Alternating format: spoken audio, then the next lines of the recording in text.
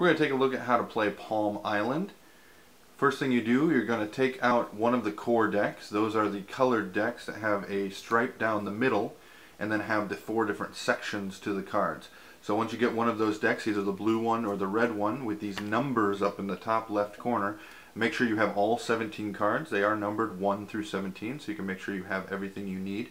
The next thing you will do is take this card, which is the round tracker. We're going to set that aside, and then we're going to shuffle this deck. So I'm just going to give it a quick little shuffle here so we can see kind of a random assortment of cards that we can go through, and I can show you how it works. Alright, every card in the deck has actually 4 sides to it. It has a front and a back like every other card, but it also has a top and a bottom. And these cards are going to rotate and transform and get better as you continue through the game, and you're going to use this deck multiple times. The first thing you do after your shuffle is you're going to put the round tracker in the back. This is going to tell us what round we're on. We're going to play through 8 rounds and then calculate our score. So each of these cards has symbols on them, or they may have different symbols. There are 3 different types of symbols. Here we see the green one is the store action. When you store a resource, it would look like this. You store it, and now I have this resource available. I'm just holding this sideways behind here. There are a lot of different ways to hold the deck. Some people like to put it down here like this.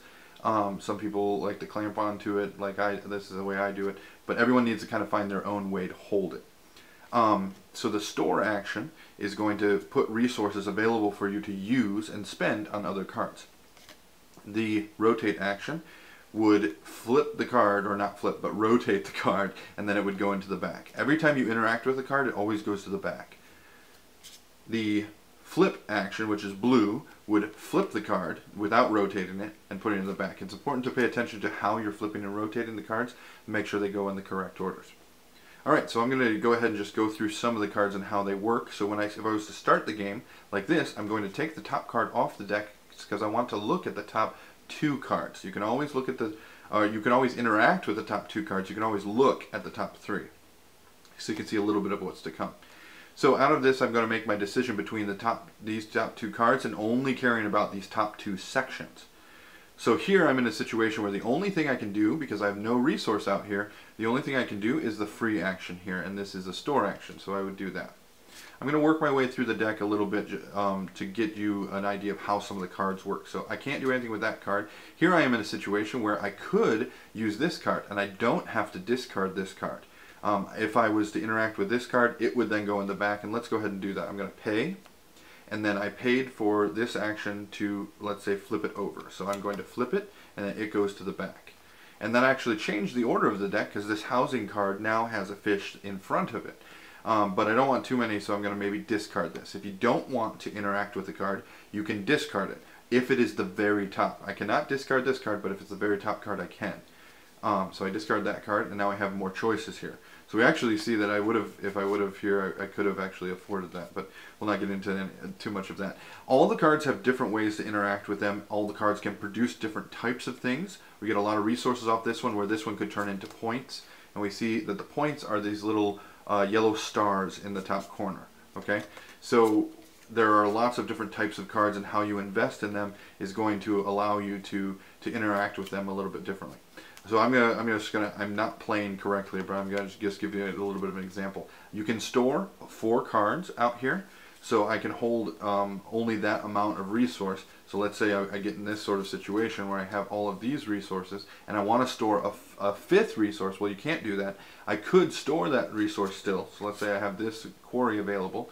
I would have to discard one of these, and I could discard any one of them to store this new one. Now, if you find yourself in a situation where these were actually coming up here and going to be drawn into your hand, you need to use them very quickly, because if you were to draw this card into my hand, this card would have to get discarded. And then I would end up losing all of these if they were in a row. So spending your resources as you get them is the best way to kind of proceed through the game. The housing of the temples are a very good way to get resources. Markets let you trade different types of resources. When you get yourself to this card, this is the round tracker, we're going to flip from the round we're on to the next one, and this little symbol tells us which way to flip or rotate. So now we move into round 2 and put this here, and then we start seeing the cards that we've been working with and upgrade those cards. That's the basics of how the solo game works. There also are feats in the game, and these are achievements that you can go after. There are criteria on these cards. It says on this one that I need to upgrade a certain amount of loggers, make a certain amount of points. If I achieve this in a game, then I get to unlock this, and it's going to switch from this symbol to the unlock symbol up here. And then this is an ability I can add into any deck in a future game. There are a bunch of these in the game. There's also cooperative and competitive ways you can play with 2 people in the game as well, but I'll leave you to discover those on your own. Thanks for watching.